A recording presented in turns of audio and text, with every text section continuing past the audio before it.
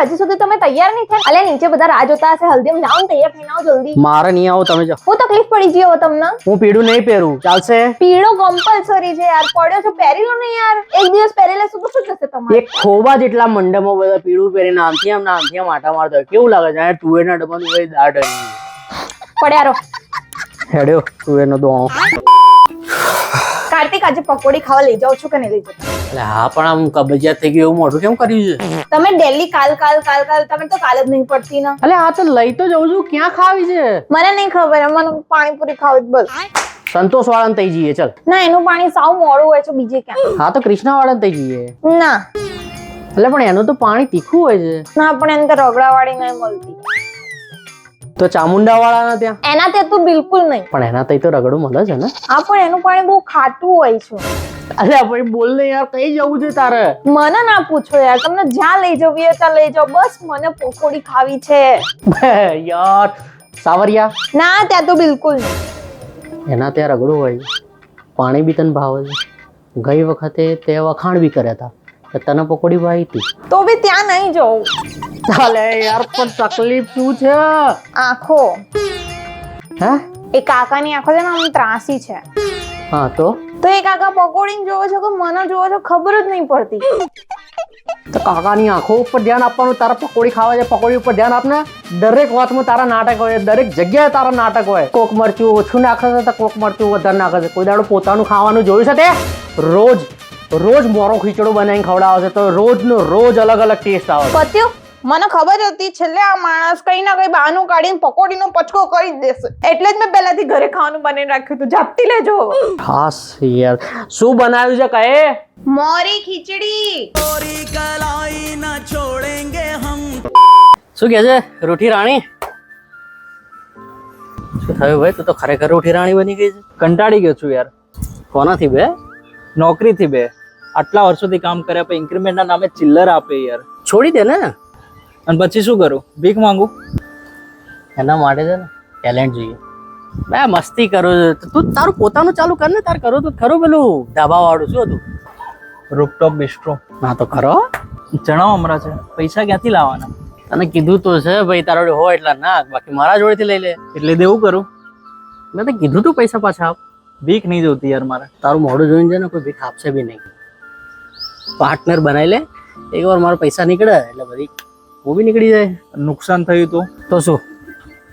મારા લીધે પછી તારા બી નુકસાન થશે ને. પછી શું? પછી જઈશું આવું, દારૂ બારૂ પીશું, ગમ ભૂલાઈશું અને પછી પાછા આવતા રહીશું. બસ બધું. પછી પેલા તો એમ નવરા ના, પછી આવીને ફરી એક નવો ધંધો ચાલુ કરીશું. તારા બહુ પૈસા કૂદી રહે. અત્યારે તો કરી નાખીએ ભાઈ, આગળ નહીં હોય તો જોઈ લઈશું. શું કહે છે પાર્ટનર?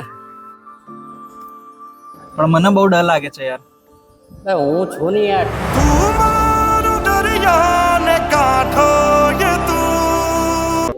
કહું તૈયાર થઈ જશે, આંટો મારતા આવીએ. નહીં આવું મારો. અહીંયા કોઈ નવરું બેઠો હોય જ્યારે તૈયાર થઈ જા. પહેલા કેવું જોઈએ ને? ઘરના બધા કામ કોણ મારો કાકો કરશે? હજી વાસણ પડ્યા છે, કચરા પોતા બાકી છે, કપડા વળવાના બાકી છે, અને આવી જા.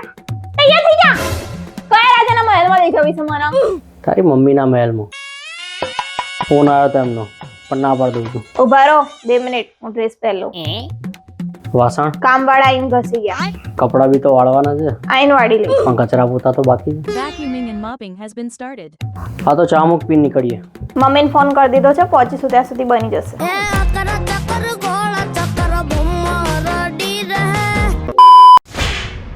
રોજ 2 વાગતાના ઘેર આવવાનું, આખી રાત ભટકી ખાવાનું. આ તો કઈ રીત છે?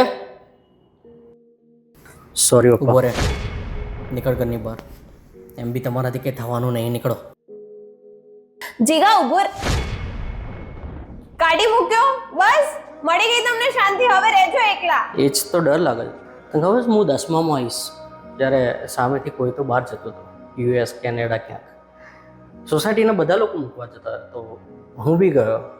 મૂકીને પાછા આવ્યા તો હું બહુ ખુશ હતો. પપ્પા મને જોઈને બોલે, આઈએ લાડ સાહેબ રખડીને. તો પપ્પા સામેવાળા બહાર ગયા, હું મૂકવા ગયો. તો હું બી એવી રીતે એક દિવસ બહાર જઈશ, પ્લેનમાં બેસીશ, તમે મને મૂકવા આવશો, તમે જોજો. પપ્પા જોરથી ખડખડાટ હસવા માંડ્યા. બોલે ભાઈ એના માટે મહેનત કરવી પડે. તમારા લોકોના કામ નહીં, એટલે પ્લેનમાં બેસવાનું તો દૂર, તને રિક્ષા ચલાવવા મળે ને તો બી બહુ. એ વાત મને એટલી આમ અડી ગઈ. એ દિવસથી મેં નક્કી કર્યું કે આ માણસને છે ને એક દિવસ તો હું ખોટો પાડીને જ રહીશ. પણ તમે કરીને તો બતાવ્યું. તમે આખું ઇન્ડિયા પ્લેનમાં ફરી ચૂક્યા છો. જૂનું ઘર કરતા કેટલું મોટું ઘર તમે લઈ લીધું. આપણે સુખ શાંતિથી બી તો રહીએ છીએ. પણ એ વાતની મને ખુશી નહીં. તને ખબર છે મારા બાપની આંખમાં આંખ નાખીને કહેવું હતું કે જોયું તમે પેલા દિવસે હસતા હતા ને, પણ મેં કરી બતાવ્યું. આજે હું રોજ પ્લેનમાં જાઉં ને એટલી મારામાં તાકાત છે. પણ આ બધું મને મળ્યું ને એના પહેલાં તો પપ્પા ગુજરી ગયા હતા. પણ જો પપ્પા હોત અને હું આ કહેવા બી જાત ને, તને ખબર છે પપ્પા મને શું કહેતા? શું? કંઈ નહીં, પપ્પા કંઈ ના કહેતા. કેમ કે એમને ખબર હતી કે જો એ દિવસે મારું ઉપર ના હશે, એ દિવસે મારા ના બોલ્યા હોતે તો મને આ સક્સેસ કોઈ દિવસ મળત જ નહીં. અને હું બી એ જ ઈચ્છું છું કે થોડા ટાઈમ પછી હું જતો રહું એના પહેલાં જીગો આવવા મારે છે. મને બી આવી રીતે આંખમાં આંખ નાખીને હાથ સામે કરીને કહે કે જોયું તમે મને કાઢી મૂકો તો ઘેર આજે હું તમારા કરતાં વધારે કમાઉં છું. બસ ડર એ જ વાતનો છે કે એ દિવસે એકલો ના પડી જાય.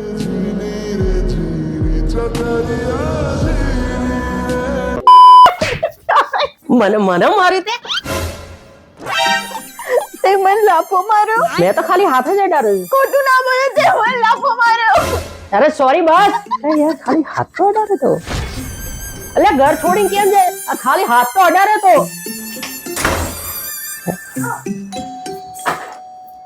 પાછી આવી ગઈ મારી વાલી આખરે. આ જુઓ, આ એ જ નરાધમ છે જેને પોતાની પત્નીને લાફો મારીને ઘરે બહાર કાઢી મૂકી હતી. તો શું તમે તમારી પત્નીને રોજ ડોર મારતા હતા? એ ખાલી પીને આવો ત્યારે જ. અરે બેન કોઈને નહીં મારતી. તમે નીકળો યાર, ઘેર જાઓ. હે યાર કેટલી જલ્દી પબ્લિક. કોણ? તને તો સાલા આખી જિંદગી જેલમાં સડાવજો. સાહેબ મેં તો ખાલી હાથ અડાડે. આથી આ સાબિત થાય છે કે કાર્તિકભાઈએ પોતાની પત્નીને ઢોર માર માર્યો હતો. આવી હિંસક માનસિકતા ધરાવતા લોકો માટે ફક્ત એક જ સજા છે, આજીવન કારાવાસ.